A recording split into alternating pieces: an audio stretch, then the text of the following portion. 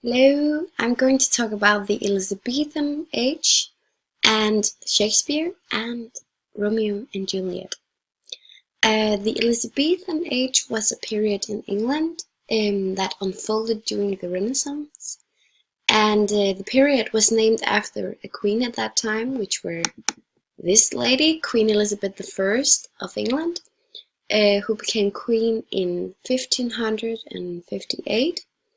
When she ascended the throne, England was in a miserable state, but she had some political and financial talents that turned around her kingdom and made it bloom into a so-called golden age of England.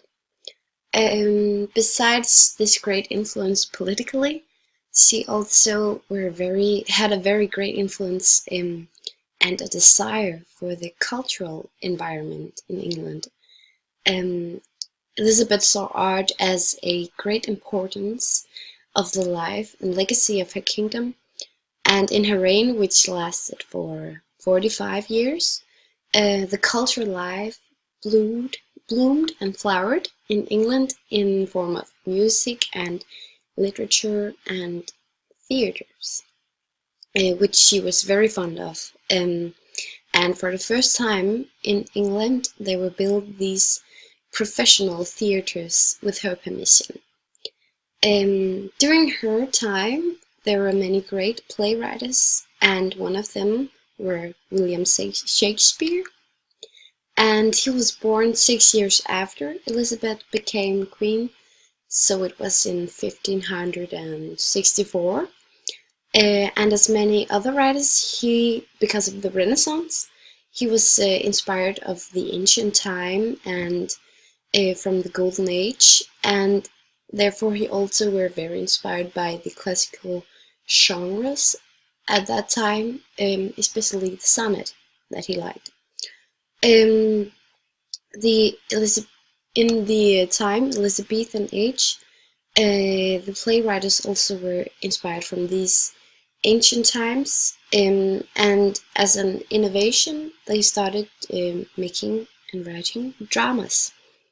And the Elizabethan dramas, they were creations of two traditions. On the one side, the Roman and which were the comedies of Plautus, and tragedies of Seneca, yes, which were combined with a native English old tradition, and this created a new kind of form of drama with the comical features, but also involving revenge and bloody actions, accompanied by these long moralized monologues. The plays consists both of entertainment and edification, which made a big audience in England at that time. In 1582, Shakespeare got married to a woman called Anne Hathaway, and together they had three children. I think there's a picture of husband here, yes. And in 1592, Shakespeare, he was living in London, where he began to work as an actor, and then he became an author, and then he became a playwright. And in 1598, he became also a co-manager of a great theatre in London at that time, called the Globe, which is here, still existing. One of Shakespeare's plays that became very famous, and still is very famous, is Romeo and Juliet, which is a tragic drama. The play was written in the mid-1590s, and it was a story of two young lovers whose fortune and love was prevented by their families' infightings and hatred for each other, and it then ended in a horrible tragedy, very bloody. And what makes this play identifiable for its time, the Elizabethan period or age, can be viewed out from the language that Shakespeare used. In general, in that time, the language was very free. Many of the writers at that time, especially Shakespeare, made up a lot of new words which they used in their writings. But one thing that he used, and that was very used from many other writers, was the Elizabethan hue, which are some different words that they used for the English pronoun you, such as thou, thy, thine, and thee. As for me, it's sounding a bit more formal. And there is an example in Act 2, Scene 2, in line 49, where I think it's Romeo who says, I take thee at thy word.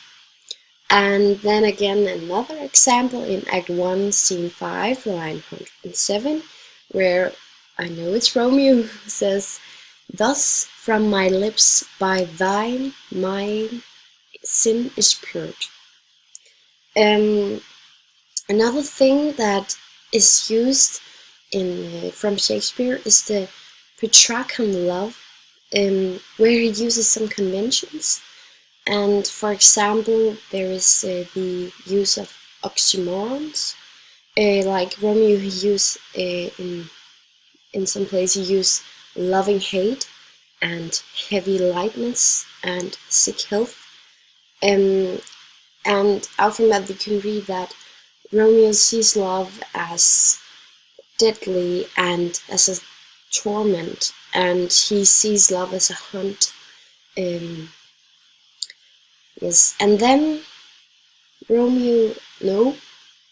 Shakespeare, he died in 1616 on 23rd April, and in his time he wrote about 154 sonnets and about 34 plays, and among his most famous writings you can find, of course, Romeo and Juliet.